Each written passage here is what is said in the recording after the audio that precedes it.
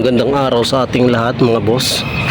Ngayong araw pala boss ay magpapalit tayo ng ating sprocket sa ating motorcycle. Ito yung mga gamit na kailanganin natin. Ito yung mga tools.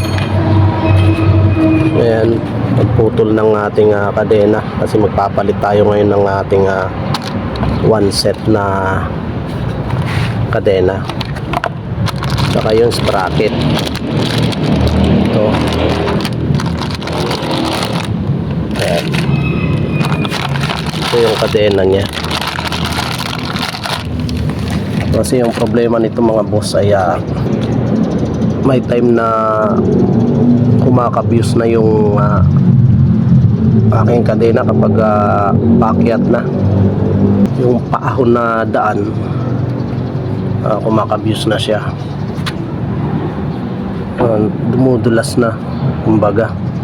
So nag-decide na ako na papalitan ko na tong aking sprocket tsaka yung kadena tsaka yung dito na engine sprocket.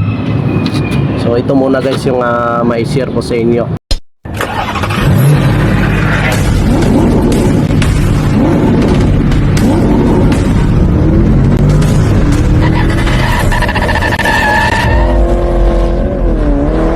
Ito ko muna sa inyo guys yung sprocket natin, engine sprocket.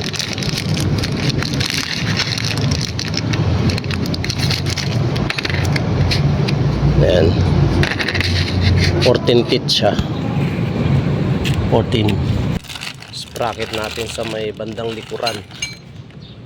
Ayan, sa rear bali 42 siya. Ayan, hindi masyadong klaro. Saka yung kadena natin. Ayan. Dapat sa palit nito guys ay pwede naman isa-isa. Lalo kung kulang tayo sa budget, pwede naman. Pero yung sa akin kasi na to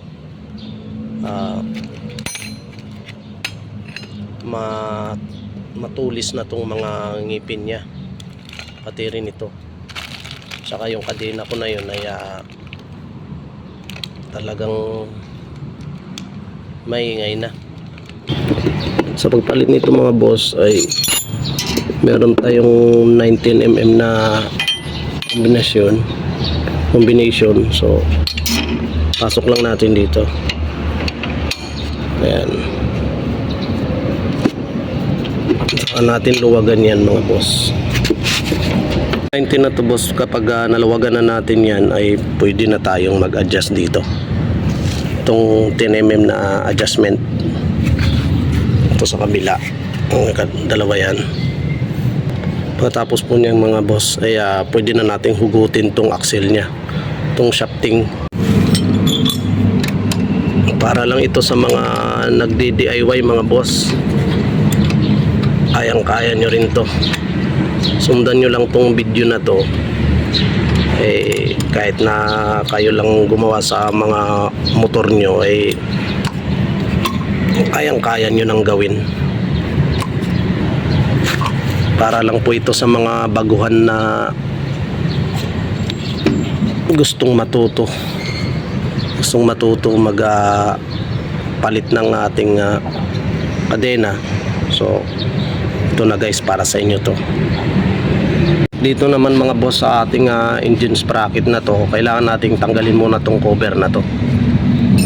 Meron siyang 8mm na tornilyo dito, bali dalawa, yung 2 bolt sa baba, yung isa tsaka ito. Klasin na natin.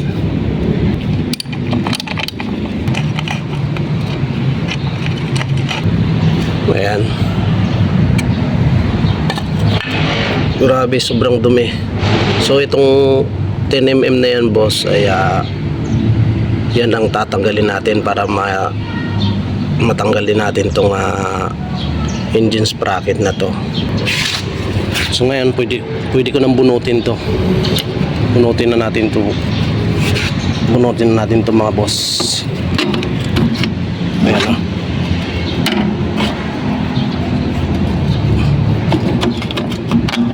Yan. Ito na siya. Bali ito guys yung lock niya. Yung pinaka pin. So kailangan natin tanggalin muna yan para matanggal natin tong kadena niya. Gamit lang tayo ng plies, mga boss. Aangat naman yan kapag nakagatan. Aangat naman kusa yan.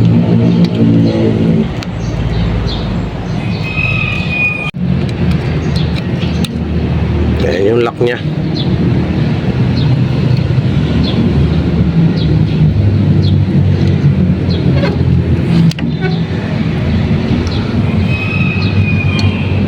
So, ayan guys, pwede na nating bunutin yan. O ayan o, laglag na. Ayan.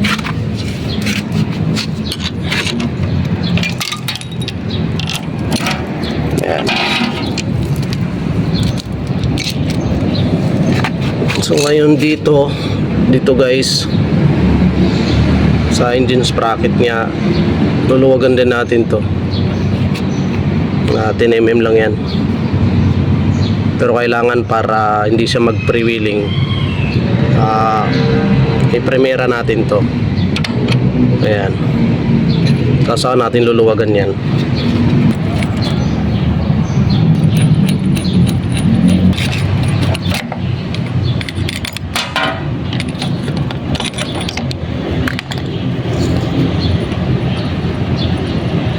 So ito, kita nyo guys, palitin na.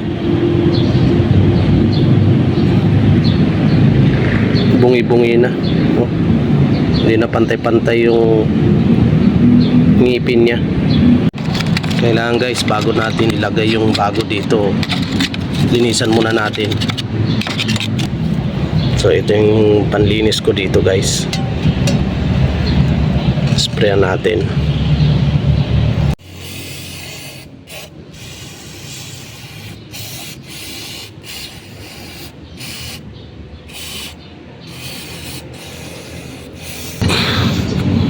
So ito na yung bago natin mga boss. Bali 14 teeth. 14 din siya guys, kaso hindi maklaro. 14, same lang sila.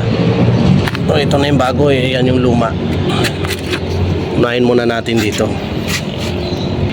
Ayan. So ngayon, ayan, pwede na nating ipasok. Ayan. Tapos yung lock.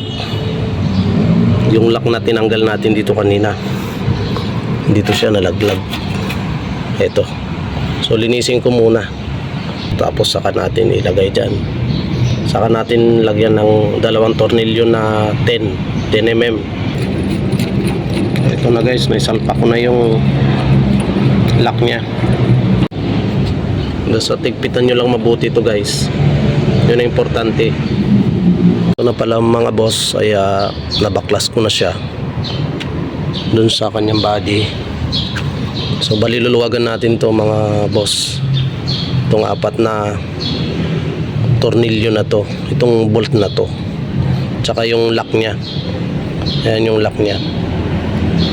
Bali tatanggalin din natin yan para mabaklas natin tong mismong sprocket na to sa likod. Saka ito yung pampalit natin. Ito yung ipapalit natin dyan. So 42 yung ngipin nito. So ganun din, same lang din yung binili ko. 42. Yan. Ayan, 42 siya. So yung gamit natin dito guys sa pagbaklas nito ay ito. Ayan. Bali, isuksok mo lang dyan sa may butas. Ayan. So hindi ko na ipapakita guys yung pagbaklas nito kasi walang humahawak ng cellphone ko. So kailangan kasi yan. So pag tanggal nito ay yung isang kamay ko ay nakasikwat dito para matanggal. So hindi ko na ipapakita guys yung pagtanggal nito, yung lock na to. Tapos itong 4 na bolt.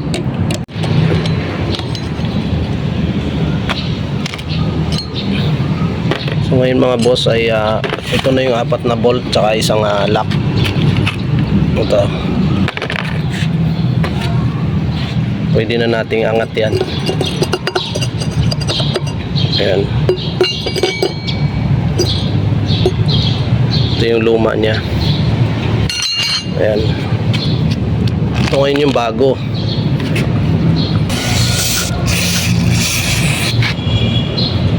So ito na mga boss, nailagay ko na yung bago.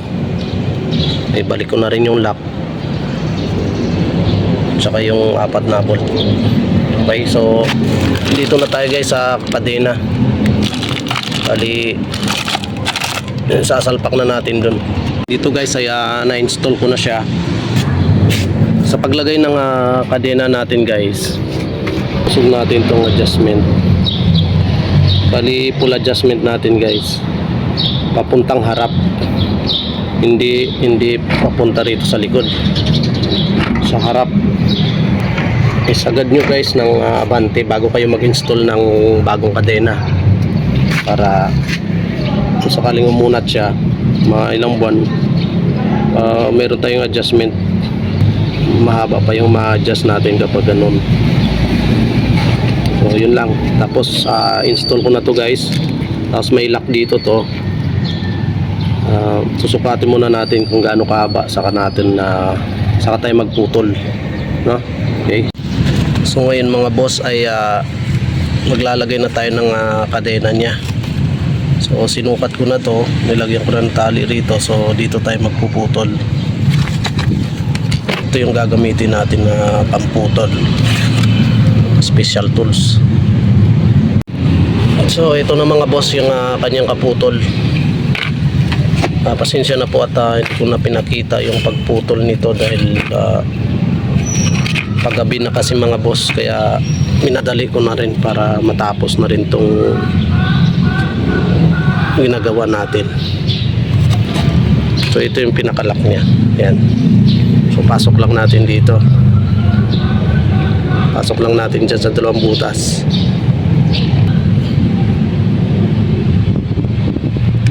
Yan. Tapos itong washer nya.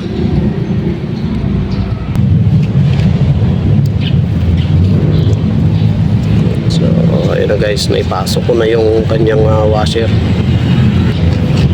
So ngayon yung naman, yung pinakalak nya, yung pinakapin. Yan. Ayan. Ayan siya. So ngayon sa paglock nito guys ay plies lang ang gamit natin. Kaya long nose pwede din. Ayan.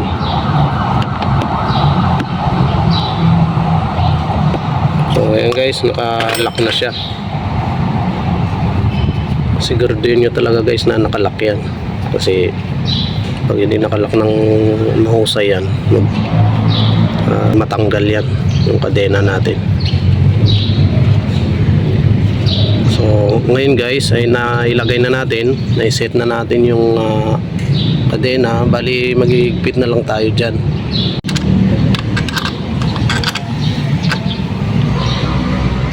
Ayan guys, dapat yung pag-adjust nito guys ay hindi masyadong mahigpit at hindi rin masyadong maluwag. Kailangan sakto lang,